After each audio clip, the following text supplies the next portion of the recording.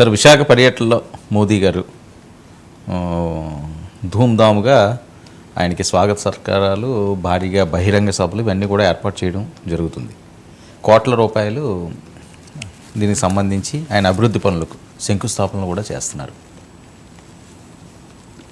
Sir స్వాగతం ప్రధానమంత్రి గారు రాష్ట్రానికి వచ్చి అందులో విశాఖపట్నంలోని చోటుకి వచ్చి చేస్తానంటే దానికి ఆయనకు కుడి ఎడమగా ముఖ్యమంత్రి ఉప ముఖ్యమంత్రి ఉంటారు అని కూడా సమాచారం వస్తూ ఉంది.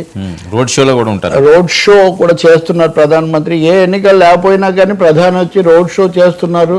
అందులోనూ ఇద్దరు స్టార్స్ అటు ఇటు ఉంటున్నారంటే వాళ్ళు ఎంత ఇంపార్టెన్స్ ఇస్తున్నారో ఆంధ్రప్రదేశ్లో. కానీ ఈ ప్రాధాన్యత రాజకీయంగా కాకుండా రాష్ట్ర అభివృద్ధి కోణంలో కూడా ఇస్తే చాలా బాగుంటుందని మటుకు నేను ఈ సందర్భంలో కోరుకుంటాను. విశాఖ ప్రజలు రెండు విషయాలు చూస్తున్నారు ఇప్పుడు, రెండే. ఈ 2 పాయింట్స్ ఏమవుతుంది అనేది ఒకటి విశాఖ ఉక్కుకు మీరు సొంత గనులు ఇస్తారా లేదా ఓన్ మైన్స్ కేటాయించి దానికి డబ్బులు ఇచ్చి దాన్ని బతికిస్తారా లేదా నో ప్రైవేటైజేషన్ అనే ప్రకటన ప్రధానమంత్రి స్పష్టంగా చేస్తారా లేదా. ఇంకా మిగిలిన శషబిషలు సన్నాయి నొక్కులు ఇవన్నీ ఏమీ ఉపయోగం లేదు. ఇంకా అటువంటివి చాలా చూసాం. అలాగే అడుగుతారా లేదా చంద్రబాబు నాయుడు గట్టిగా అడిగితే ఆయన ఏం చెప్తారు, గతంలో జగన్ మొక్కుబడిగా అయినా అడిగాడు, ఈయన స్పందించలేదు. సో ఇప్పుడు చంద్రబాబు అడుగుతారా, అడిగితే ఆయన స్పందిస్తారో అన్నది ఒక ప్రశ్న. ఇంకా రెండోదండి అంతకంటే ముఖ్యమైనది విశాఖ రైల్వే జోన్కు శంకుస్థాపన చేస్తారని. చేస్తే అదేదో విశ్వేశ్వరాలయం లేకుండా కాశీని చేసినట్టుగా Waltair division Visakha division, Waltair division లేకుండా విశాఖ డివిజన్. అవును, ఇదెంత అన్యాయం అండి. వాల్తేరు లేకుండా, వాల్తేరు విశాఖ రెండు ఒకటే కదా, దాని మీద చాలా చరిత్ర కూడా ఉంది.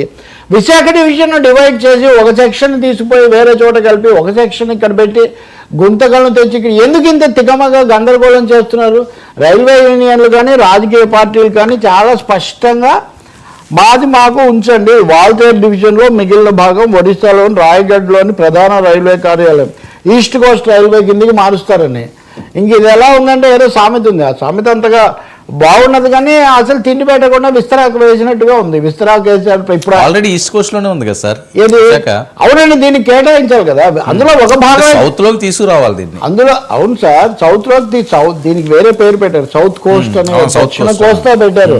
ఈ దక్షిణ కోస్తాలకు తేకుండా ఒక భాగాన్ని అక్కడ ఉంచడం, ఒక భాగాన్ని ఇక్కడికి తేవటం అన్నది. విశాఖ అసలు హెడ్ క్వార్టర్లో లేకుండా ఎలా ఉంటుంది? చాలా మంది చాలా పెట్టారు. సదరన్ ఏమో గుంతకల సదరంలో ఉండింది, దాన్ని దీన్ని తెచ్చి ఏంటంటే ఒరిస్సా ప్రధానంగా ఒప్పుకోవట్లేదని, ఆదాయం తగ్గిపోతుంది. వాళ్ళు ఒప్పుకున్నారా లేదా వేరే విషయం. మీరు కేంద్ర ప్రభుత్వం, ఇది కేంద్ర సంస్థ, అటువంటిప్పుడు సహజమైన ఇది కదా. అక్కడ కలపడము కృత్రిమం. ఒరిస్సాలో గెలిచారు, ఒరిస్సాలో వాళ్ళు అధికారంలో ఉన్నారు కాబట్టి వాళ్ళకి ఒరిస్సాలో స్టేక్స్ ఎక్కువ ఉన్నాయి. వాళ్ళకి ఆంధ్రప్రదేశ్లో స్టేక్స్లో ఇప్పుడే అధికారంలోకి వచ్చే అవకాశం లేదు.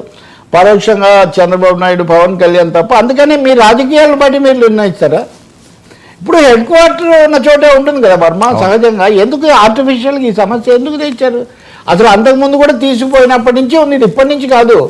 గుంతకల్ను తర్వాత విశాఖపట్నాన్ని ఆంధ్రప్రదేశ్లో ఉన్న సౌత్ సెంట్రల్ రైల్వేలో కలపాలని ఇది ఎప్పటితో వెరీ ఈస్ట్ కోస్ట్లో అసలు వెళ్ళడం అన్నది పెద్ద పొరపాటు. అదే కదా, అక్కడి నుంచి మొదలైంది. అక్కడి నుంచి విడగొట్టడం ఎక్కువైపోయి ఇప్పుడు వచ్చి ఇంకోటి కూడా చెప్తున్నా, ప్రధానమంత్రి గారు చాలా 1,80,000 కోట్లు ఇవన్నీ శంకుస్థాపనలు సార్. ఇప్పటికీ గత 10 ఏళ్ల కిందట 20 ఏళ్ల కిందట శంకుస్థాపనలు చేసినా కూడా అనేకం అలాగే ఉన్నాయి. సో శంకుస్థాపనలే ఏదో ప్రారంభోత్సవం, వరాలు కాదు, ఇవి శరాలు మాత్రమే. బాణం మట్టుగా ఇప్పుడు వేస్తున్నారు, అది ఎప్పుడు తగులుతుంది, దాని నుంచి అమృత బాణం ఎప్పుడు వచ్చి పడుతుందో తెలియదు మనకి. ఇది కేవలం వరాలు కాదు, ఇవి కేవలం స్వరాలు అందాం లేదు, శరాలు కాదు, స్వరాలు మాత్రమే. ఇవి శంకుస్థాపనలు మాత్రమే. ఇవి పూర్తిగా వాస్తవ రూపం దాల్చాలంటే చాలా జరగాలి. విశాఖ ఉక్కును కాపాడండి ఫస్ట్. విశాఖ ఉక్కును, విశాఖ రైల్వే డివిజన్ను పూర్తిగా మీరు చేస్తే అప్పుడు ఏ సమస్య ఉండదు. 1,86,000 చాలాసార్లు చాలా శంకుస్థాపనలు చేశారు, లేదా చేసినవే మళ్ళీ చేశారు. ఈ సమస్య అంతా ఉంది. కాబట్టి విశాఖలో ఏం జరుగుతుంది? మూడవది రాజకీయం.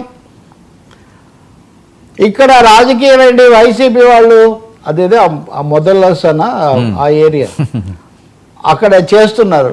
ఈ స్థలం, ఈ భూమి మేమే కేటాయించాము, అంతకుముందు చంద్రబాబు నాయుడు ప్రభుత్వం చేయలేదు. మేము కేటాయించిన భూమిలో ప్రధాని వచ్చి శంకుస్థాపన చేస్తుంటే మీ ఘనత ఏముందని సందడిలో సరేమయ్యా అని అటు ప్రధాని సందడి, ఇటు వైసీపీ హడావుడిలాగా వాళ్ళు ఈరోజు వాళ్ళ మీడియాలో అంతా అదే కథనం, మేము కేటాయించామని. వాళ్ళు కేటాయించారు కానీ అది పూర్తిగా జరిగే వరకు చేయలేదని టీడీపీ వాళ్ళు అంటారు. ఇదేనండి, ఎక్కడికి వచ్చినా కానీ మళ్ళీ అదే పంచాయతీ.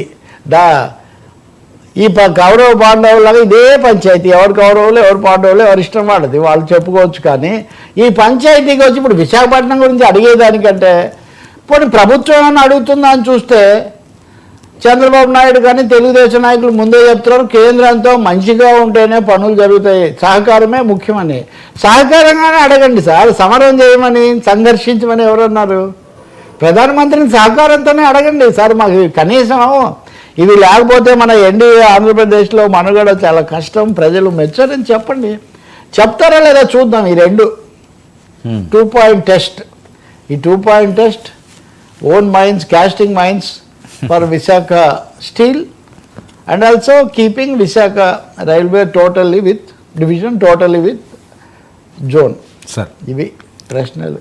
సార్, ఈవీఎంల హ్యాకింగ్ అసాధ్యం, సిఈసి రాజీవ్ కుమార్ గత కొన్నాళ్ళ నుంచి కూడా పెద్ద